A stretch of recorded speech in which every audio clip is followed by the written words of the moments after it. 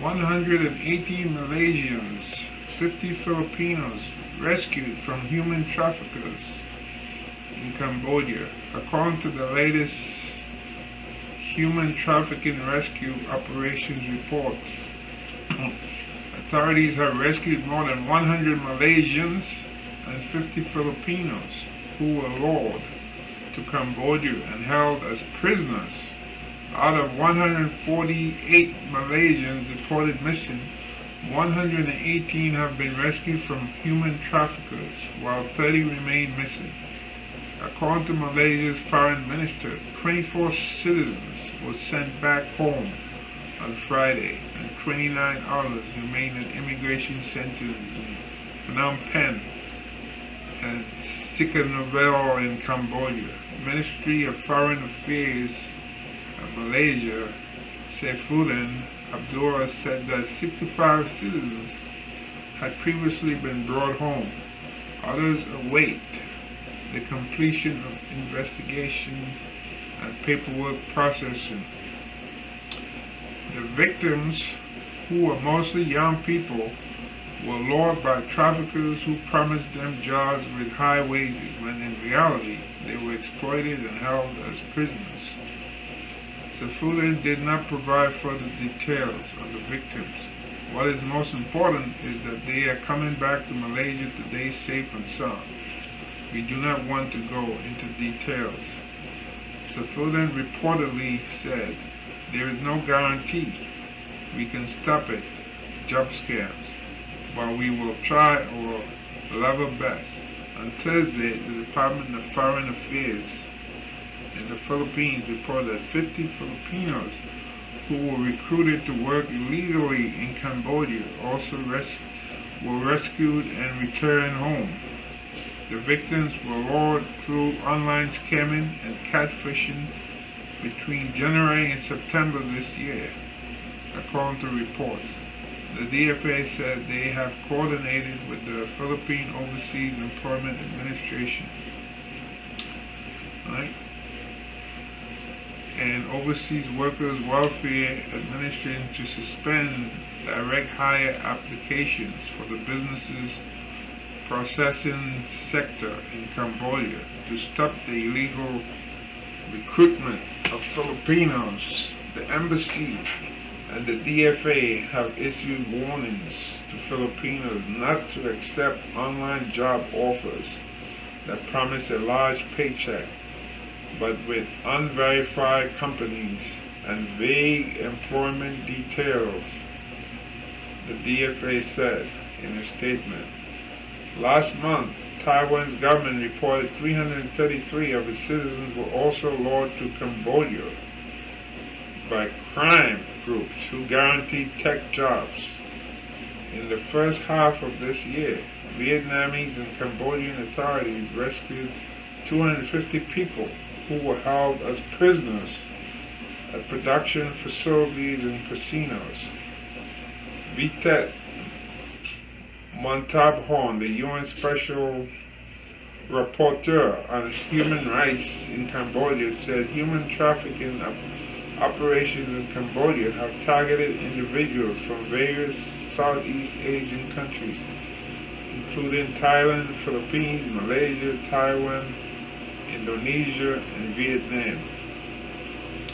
Individuals are lured into taking jobs and often forced to participate in internet scams. The scam networks are reportedly set up in countries with weak law enforcement.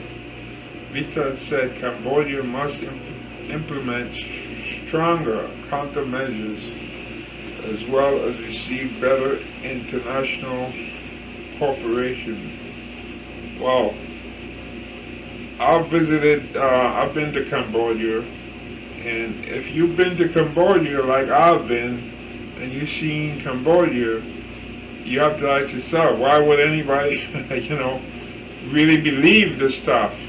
Especially people from Taiwan and Malaysia. Malaysia has a very good economy, from what I read. Malaysia isn't doing that bad.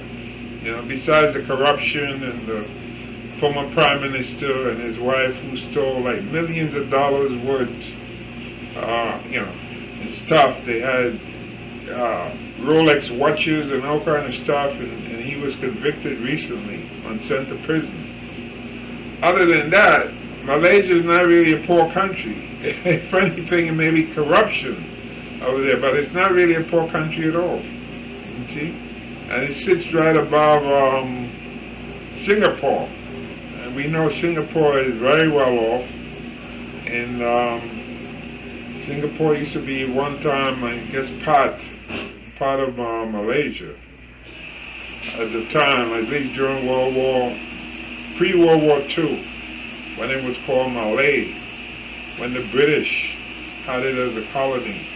But anyway, let me just say this about the Philippines. In the Philippines, to leave the Philippines, especially depending on your age, especially if you're young, you have to really show that you have reason to travel abroad, especially when it comes to jobs. If you're going to work overseas, you have to show a contract.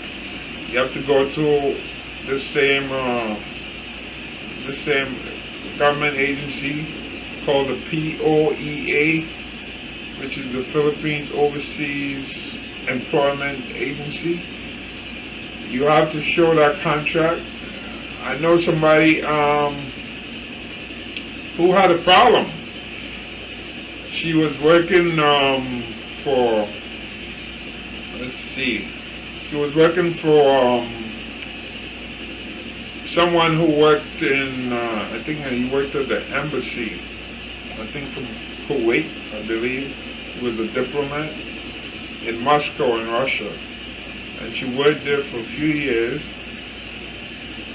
And then after that, she went home, and then he had another assignment to go work in Accra, Ghana. Okay, so what he did is that he got everything, like the tickets supposed for, and when she was leaving, she was what they call deplaned or what have you, or offloaded is the term they use, offloaded in the Philippines. They wouldn't let her leave the country. Yeah, even though she had worked overseas before, and she was told that she had to get a contract. So what he did, he used the old contract, he sent that, and then when she went to POEA, they said, no, this has to be an updated contract. This contract is an old contract for where she went to Moscow. So he had to redo the contract, and this time they say he has to have it notarized, like at the Philippines embassy, or like a Philippine consulate, one of those. The problem is, in Accra, Ghana, there's no Philippine embassy. They don't have any diplomatic relations, like a physical embassy. They don't really have any Filipinos there. Like going there, like in some other countries, like going to work or so forth, like how in Lebanon or so forth, you got a number of Filipinos working in Lebanon, Saudi Arabia. That's not the case in Ghana, in Africa. So what he had to do, he had to go to the nearest country, and so he had to go to Nigeria. The Philippines has an embassy in Nigeria. I think it's Abuja. I think that's the capital. And he went there, and he had it, he had the contract notarized, stamped in the Philippines embassy. So all this took a number of months to go through this.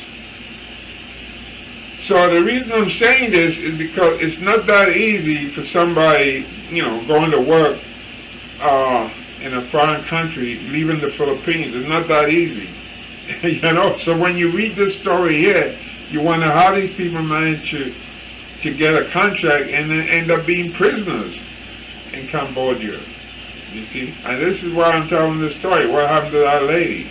She took like over 2 months or so forth to be able to get the contract, get it notarized. Her boss flew to Nigeria, went to the Philippines embassy in Nigeria, got it, and then sent it back.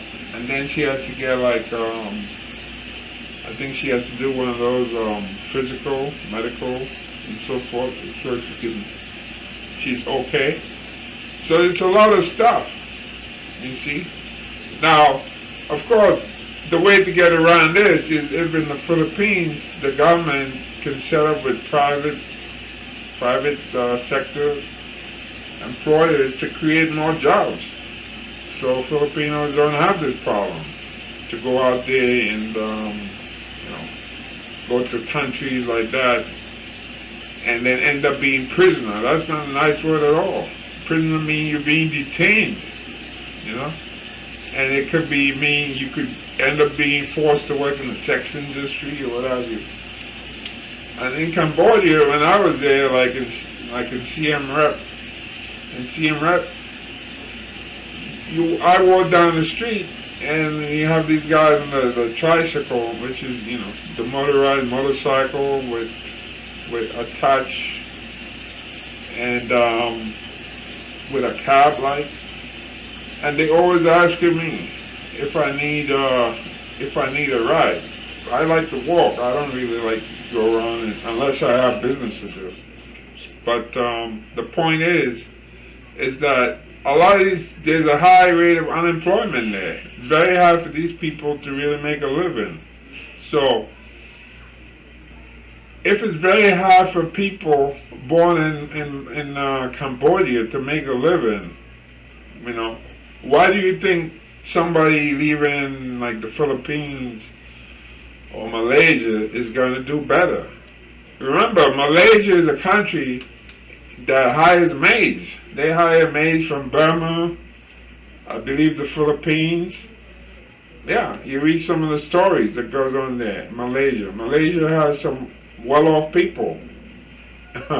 Only thing is the way they treat some of the people, that's what shows up in the news. So Malaysia is not really a poor country, so you have to wonder why.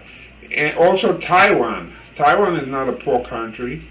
Taiwan is a well-developed country.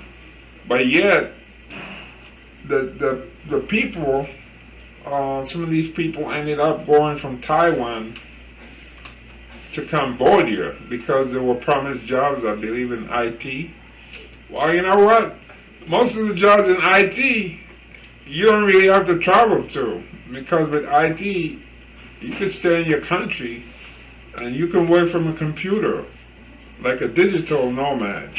So that's a scam right there, I mean, anybody who knows about IT, or works in IT, or is credentialed in IT, all you need is a computer, a laptop, or what have you, and you can do the job, like an Upwork, one of those forums, one of those websites, Upwork, where there are lots of people out there looking for work. You can go on there and join up, and you can provide work for people. Yeah. Build websites or what have you. You don't need to get in a situation like that where you leave the comfort of your home and go to a country like Cambodia. Now, Cambodia has a lot of corruption. Yeah, very corrupt country. The same government, the same prime minister, been in office for so many years, and opposition been in prison. Yeah, just about everybody who runs against him ends up in prison. So it's not the kind of it's not the kind of country you want to go to work. Maybe you want to go to visit if you want to see Angkor Wat up in Siem Reap. Yeah, you could do that, but to say working, no. Also, their internet. I've used the internet there. It's not that great. So those are things you do research on. If you're working in IT, you need a good, strong internet. And Cambodia is not the country for that. Very, very poor internet. service over there. And I've been in different hotels and I had similar result. Very, very poor internet. So I haven't been to Malaysia. Thailand, you can get good internet. Philippines, you can get good internet depending where you are. You know, like if you go to some of the malls, they got really high-speed internet in some of the malls in the Philippines, like in Cebu and so forth. So you're not going to get that in Cambodia. So why waste your time and go to a country like Cambodia thinking you're going to have a job when the pay is going to be very little, maybe a few dollars, like a day, maybe $2 a day or something. You know, that's about it.